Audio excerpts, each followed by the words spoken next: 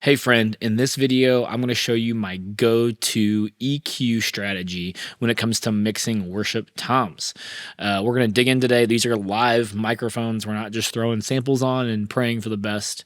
So before we dig in, I just want to let you guys know there's a EQ mixing cheat sheet that has the settings, similar settings to what I'm going to talk about today, absolutely free. Pick that up down below. Just click that link and it'll send it right to your inbox, and let's just dive in. So we're on the one of the songs we were on last time, and one of the things that I wanted to really hone in on, because everybody really seemed like they really liked the actual the process of everything that I was going through for those toms, or for the kick last time. So I'm just going to do a whole series on this. So let's just give these toms a listen. So we're just going to listen to the drums here, and just in context.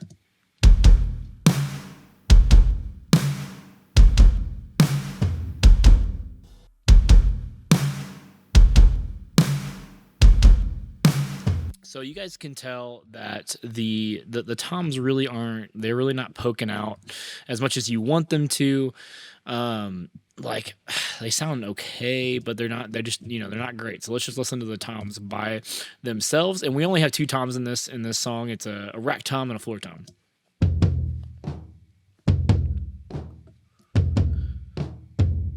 So, they just sound super dull. The only thing that's on them right now is silencer, and really just using it as a gate so we don't have as much bleed. The snare pops through a little bit, but that doesn't really bother me too much. And so let's just start with the rack tom. So again, my go-to strategy is pretty much the same every time. So first thing I'm going to look for is those mid-range cuts. So there's always, in almost all the drums, there's like some sort of weird mid-range happening that sounds like crap. So just to put it frankly. And so we're going to start here. I really like to look around at the anywhere from like 200 to 300 range first, just to get some of that muddy, boxy, that lower boxiness out. So let's just look for that. So yeah, you guys hear that? Like, that is 274. Pull that down.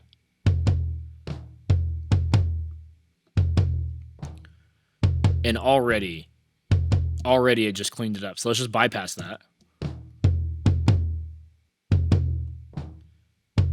Oh, and we'll be pulling out 6 dB. Probably gonna leave the Q alone there, because we're gonna pull some more mid-range out that we don't like.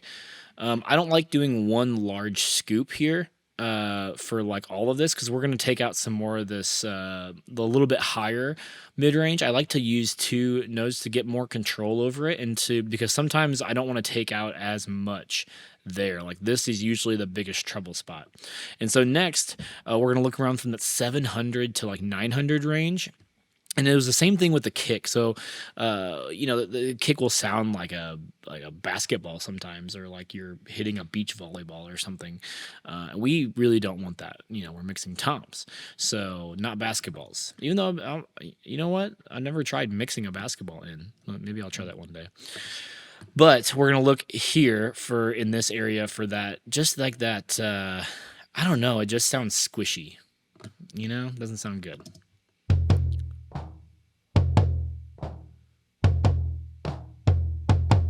Yeah, so looks like somewhere in the 740 range. Not digging it. So let's pull it out, see what it sounds like.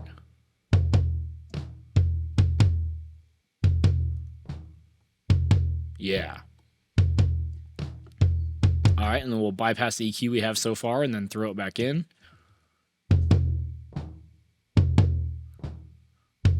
Oh, yeah.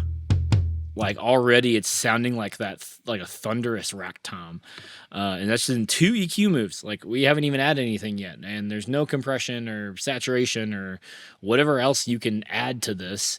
There's so much more to go with this. So the next thing that I will do is I will look for that fundamental note that the tom is hitting. And same with the kick. Like, you want to boost that fundamental because it's going to sound very natural to the actual drum that you have. So on rack toms, it's always going to be a little bit higher. You're going to be somewhere in that 100 range. This rack tom is tuned pretty low, if I'm being honest.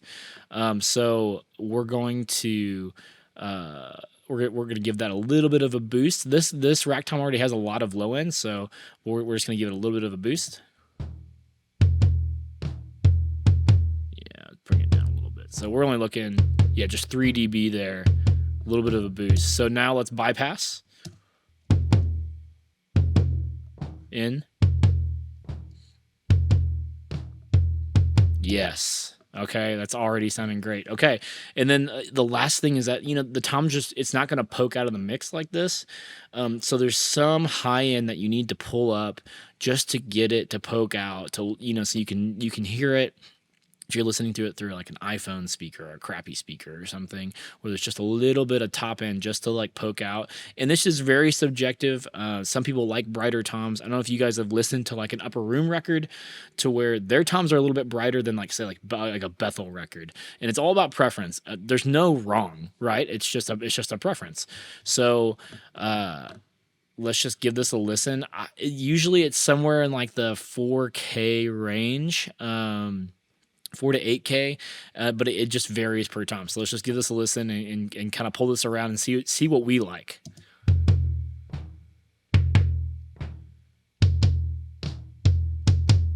Yeah, so I'm digging that. So that's about, it's like that's about 5K, a little bit over 5K. And so we'll bring it down a little bit. I don't want that much.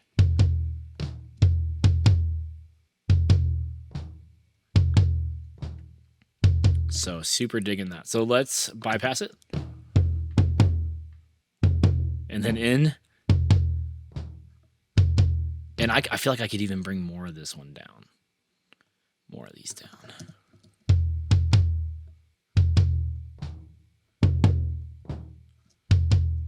Oh, man. Game changer. Completely different. And so a couple other things I like to do just to tighten up the sound. This is the last thing that I'll do, or sometimes the first thing, depending on how quick I'm going.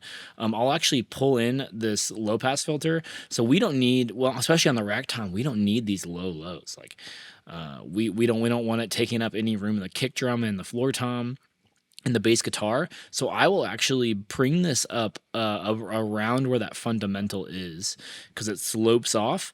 And then that's just going to tighten up that tom even more.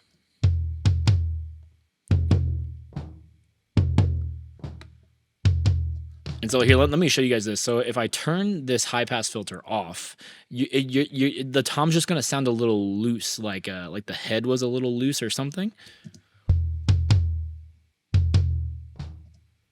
I turn it on, and it's like it just tightens up a little bit, and it's super subtle, but it makes a big difference in the context of the mix, because you don't want that getting in the way of the other instruments who need that low end. And then we're also going to pull in the low pass filter just a little bit, just to keep stuff out of the high end. It doesn't need to be in this area. We want to save that for the cymbals and the synths and the vocals and all that stuff. So most of the time, though, you're not going to even have that frequency range there at all, because most toms just don't even have that. But this is also going to help with any cymbal bleed. All right, so total game changer on that. Okay, so now let's do the same thing on tom 2. Open up F6 here. And just so you guys know, like, I know F6 is a dynamic EQ. I'm just using it as a regular parametric EQ. So if you don't have this EQ, you don't need it. Like, you can use the stock parametric EQ and do the exact same things I'm doing. I'm not using any of the compression settings or anything. It's literally just EQ and high pass and low pass filters. All right, so let's look for that boxy, muddy mid-range. Yeah, there we go. Yeah, so that's bad. Like 140. Yeah, let's pull that down.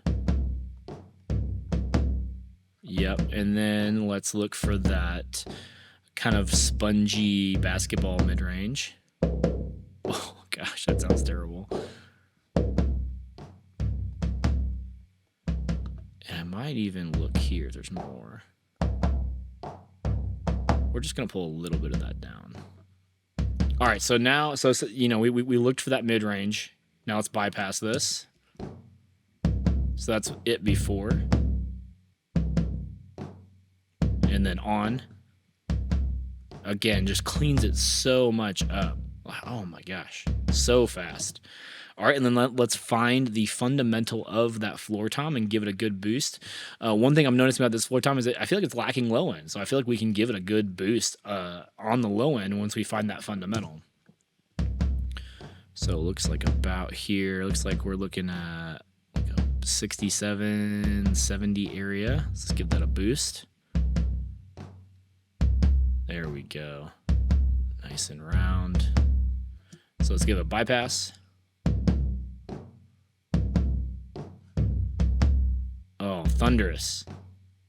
That's what we want. Okay, and then obviously the last move, guys, is to get in a little bit of the top end so it pokes out in the mix.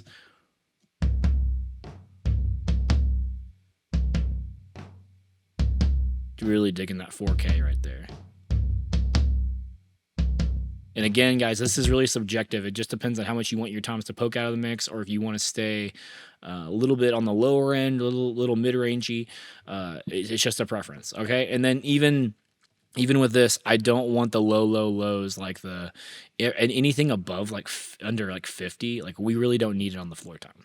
So I'm gonna bring this up to about 50, and then we'll bypass it. And again, it's just gonna tighten up that tom just a little bit, just so it isn't taking up any of that low end in the mix.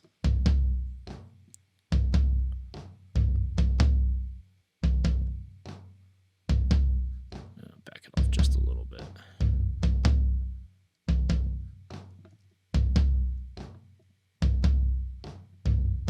Yep, okay. And then same with the low pass filter here. Pull that up. Okay, cool. So now in the context of the drum mix, let's just solo all of these.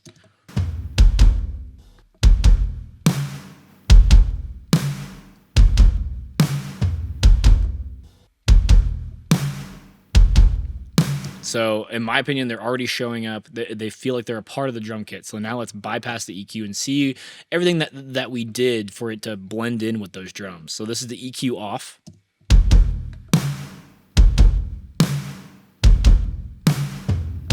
Okay, it's muddy. Like that's all I can say is there's too much mid-range, right? And then now this is the EQ in.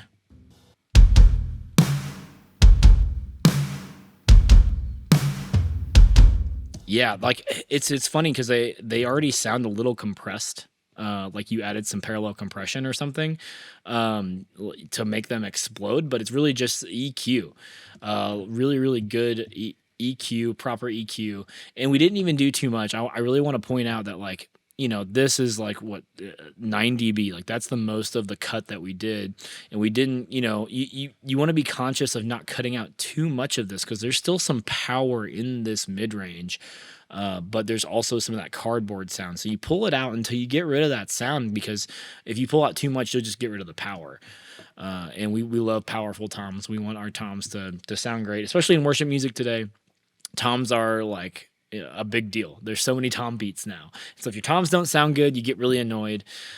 So yeah, guys, super simple. And I would do the exact same with a sample. So if I had samples on here, I would EQ the sample the same way. I'd find any parts of the frequencies that I didn't like in that mid-range area, pull them out. I would add if it needed low end, I would add some low end. If it needed some top end, I would add a little bit of top end to it. And then boom, you're off to the races and you got great sounding toms. So next up, I'm going to be doing snare drum. Everybody cares about the snare, so important. And so I'm going to dig into doing that with the snare. I'm going to do the snare top, snare bottom, and a snare sample just so you guys can see the whole picture. That's coming up next, so please subscribe if you want to check that out. And then do not forget, I have a worship mixing cheat sheet absolutely free down below, my gift to you. Go pick that up. It'll help your mixes, I promise. I love you, and I'll see you in the next video.